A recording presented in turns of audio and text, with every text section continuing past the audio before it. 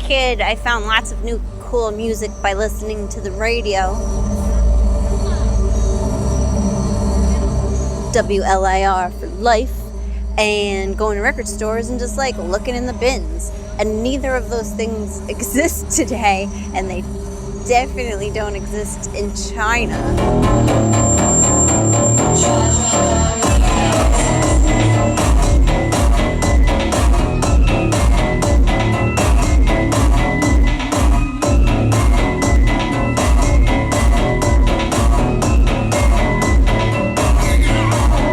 The thing about China that's the same as everywhere else in the world is that the mainstream kind of sucks. There's something to the contemporary indie Chinese scene, music scene, that's very international. Like, there are a lot of foreigners in major bands. And behind the scenes, too, a lot of the labels have foreigners embedded. But also, like, a band will go off to Berlin to cut an album. Or do a collaboration, as 𝗵𝗵ici଼ has done with some girls from New Zealand. Their sound is an everything all at once kind of thing.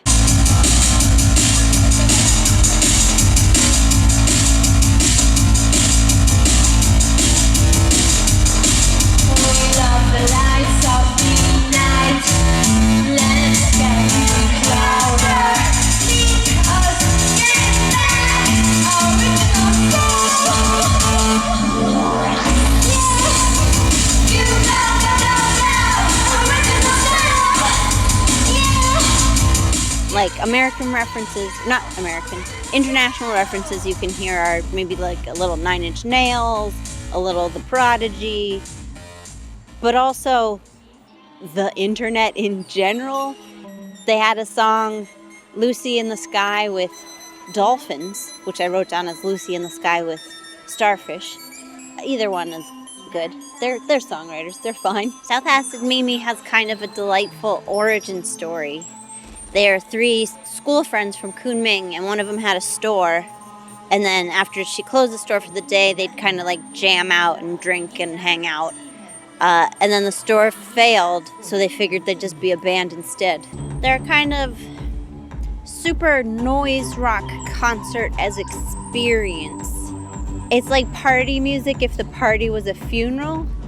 Nobody really dances, but they do all appreciate the mood.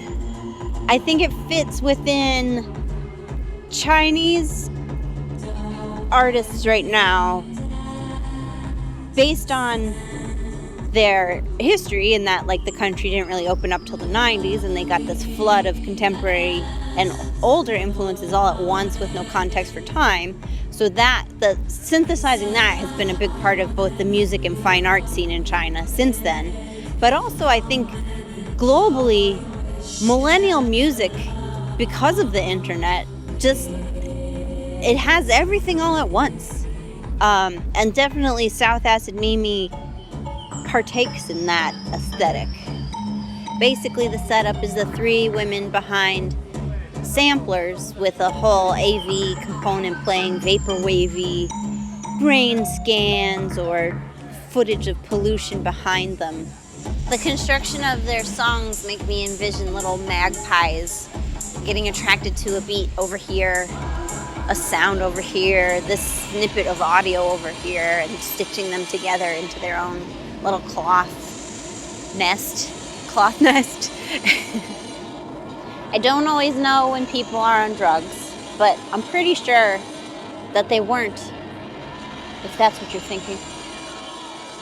South Acid 𝗵𝗵ici଼ is definitely a band that references older forms of music, from dance to electronica to trance to garage.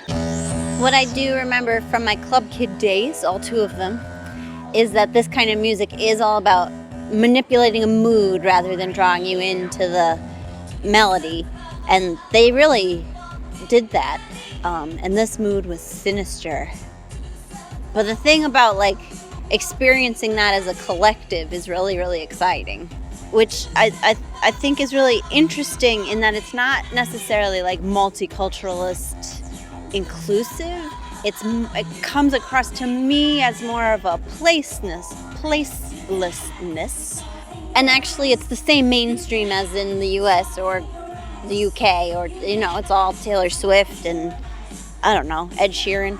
Who else is popular? If it's popular in your hometown, it's popular here. But there's also a strain of, like, very traditional sounding, government approved Chinese mainstream that isn't present in other countries as much, I guess. That I feel like the Chinese indie scene is a very interesting, it's not like a direct rebellion against that, but it is like, it does not make reference to what's government approved at all, while also not directly rebelling against that standard. Maybe that places the internet, which is also very contextless and placeless. And if you're approaching that without thinking, it can come off pastiche and weird, but I think 𝗵𝗵 handles that very well, of like, they have a definite point of view while not limiting themselves to any, especially kind of Chineseness, but or really letting themselves be nailed down into any categorization. But what they're doing is also totally new and totally of itself. I would say it's a band for the internet age, but the internet is technically as old as me. But it's a band that couldn't exist without the internet. And I think it finds artistry in that rather than just yelling at people on social media. Maybe all this sounds like the show was not a lot of fun, which is wrong. I mean, while the show is happening, there's not theory, there's just like bass in your chest, and everyone is kind of transfixed by these trancy melodies and harmonies. And then, like, I mean, even within their own oeuvre, they have songs that feel like pop songs, like 4 or 5 minutes long with an identifiable verse chorus, and then they have songs that are just noise, in the mode of like when people want to make fun of pretentious musicians in film and movie. It just is like layers and layers of sound. It's really slippery to pin down what South Acid 𝗵𝗵 does, because it's not a pop song, and it's also not an AV performance.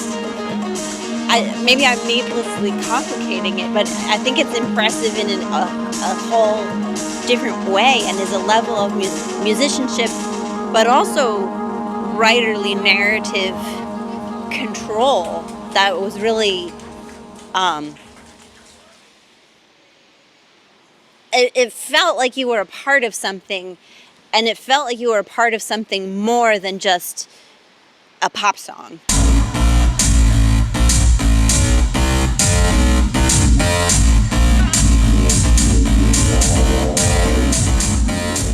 So for me, some 40-year-old American lady living in the sticks of China, how do I find new music?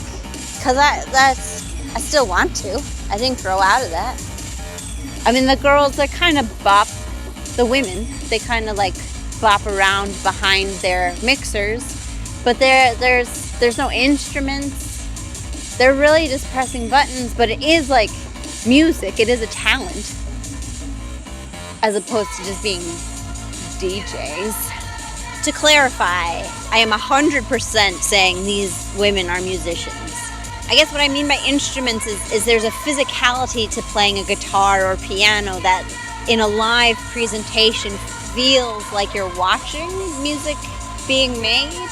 And they can sing these delicate 3-part harmonies, or they can drone in unison, or they can just like scream. From song to song, they're not beholden to any one genre, but it does still all feel cohesive. Equally disturbed, but in a fun way, by the raggedy noise and the flicker of images behind the band. And they were definitely manipulating the art in real time, but the physicality of pressing buttons on a sampler, even as you're feeling the music, I think I would argue it's more akin to writing a piece of fiction, rather than creating. I don't know that you need to define it, or that I need to define it. Just go to the show.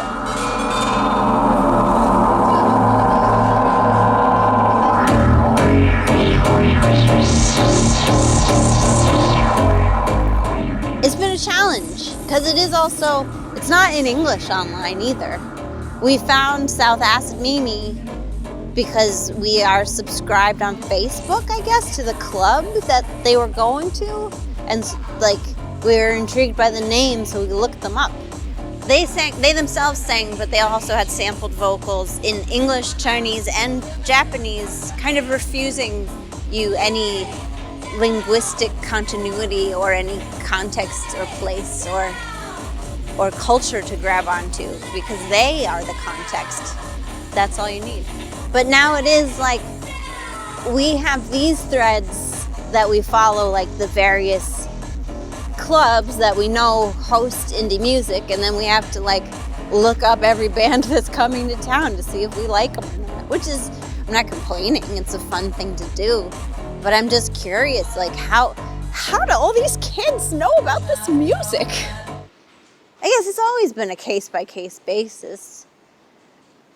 But I feel like I used to have like touch points of people who I could trust who were going to suggest new music, like Malibu Sue. That's a deep cut for all you Long Islanders out there. I don't know, but I guess the hunt has always been part of the fun. And when you find a gem like South Acid Mimi, that's really cool.